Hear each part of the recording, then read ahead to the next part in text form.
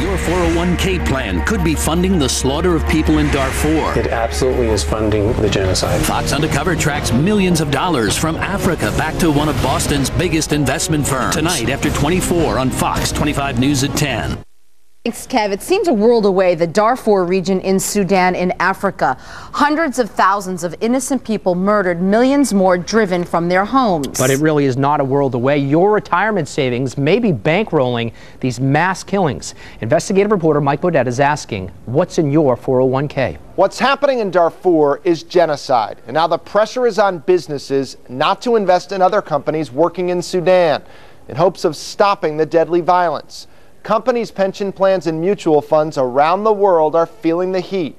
The Massachusetts Coalition to Save Darfur is targeting Boston-based Fidelity Investments, which handles investments for 22 million Americans, including employees here at Fox.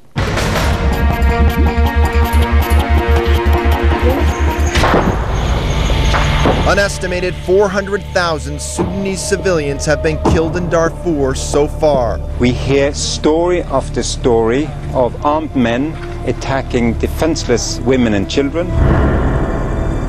Unlike the Holocaust or Rwanda, the genocide in Darfur has been widely identified while it's still going on. To the people of Darfur, you have suffered unspeakable violence. And my nation has called these atrocities what they are: genocide. What's also been identified as the fuel, the financing behind this living nightmare. Fidelity Investments, which is based in Boston, is the largest shareholder in PetroChina and has holdings in Sinopec, two companies which run the Sudanese government's highly profitable oil export industry. Those profits are reportedly being used to buy the arms and ammunition used by the military and its militias to slaughter the people of Darfur in the name of national security. The two Chinese oil companies work for the Sudanese government in Khartoum. According to Yahoo Finance, Fidelity has 4.5 million shares of PetroChina, valued at almost $500 million. Where's that money come from?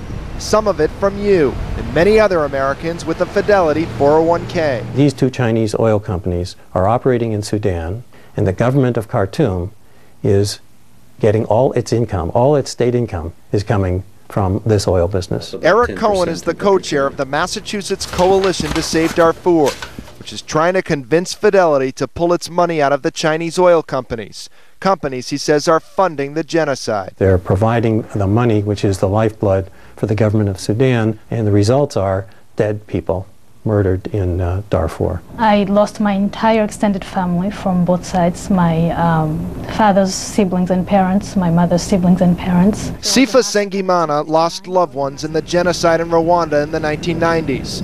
Now she's involved with the Massachusetts Coalition to Save Darfur.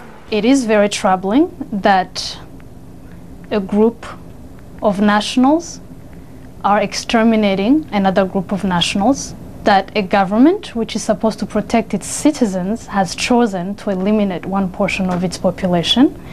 That is incredibly troubling. What is more troubling are these children, who are being smashed against walls, burnt alive, cut into pieces without knowing why. What do you think about what Fidelity is doing? What I do know is they have millions and millions of dollars in the wrong companies who are doing business with Sudan. It's fueling the genocide. The oil revenues, they go to Khartoum, they go to buy arms, they go to pay the Janjaweed, who are in turn killing the people of Darfur. The coalition sent a series of letters to Fidelity executives asking for a meeting, urging them to consider divesting its holdings in the Chinese oil companies. Fidelity refused to meet with the group, instead responding with a letter that says in part, "While we certainly empathize with your concerns, we have a legal and fiduciary responsibility as an investment company to provide the highest possible returns to our customers. Fidelity portfolio managers make their investment decisions based on business and financial considerations and take into account other issues only if they materially impact these considerations or conflict with applicable legal standards." We tried to get Fidelity to understand that there was something very serious here and that they should draw the line at genocide. Fidelity doesn't want to deal with this. No, they don't. Sengimana says there are other ways Fidelity can make money. You don't need to be in Sudan to make money for people. There are countless other places where this money can be invested. We need to starve the government of Sudan, which is basically a handful of people who are committing these crimes. Many other major U.S. institutions have already divested from companies doing business in Sudan. It started with Harvard University in April 2005, after the school's advisory committee on shareholder responsibility studied the role of the Chinese oil companies. It concluded, "We believe the unique pattern of circumstances relating PetroChina to the crisis in Sudan counsels in favor of taking the extraordinary step of divestment." Is what's happening in Darfur genocide? I don't think there's any question that genocide is underway in Darfur. It has all of the ingredients: mass murder, rape, and systematic ethnic cleansing as a way of destroying these groups. Harvard professor Samantha Power won the Pulitzer Prize for A Problem from Hell, a book about genocide. She also won a National Magazine Award for an article on Darfur. Do you believe divestment can make a difference over there? If anything is going to make Chinese government and Chinese business people think twice, it's divestment in this country that affects Chinese companies. Fidelity says we're about making money.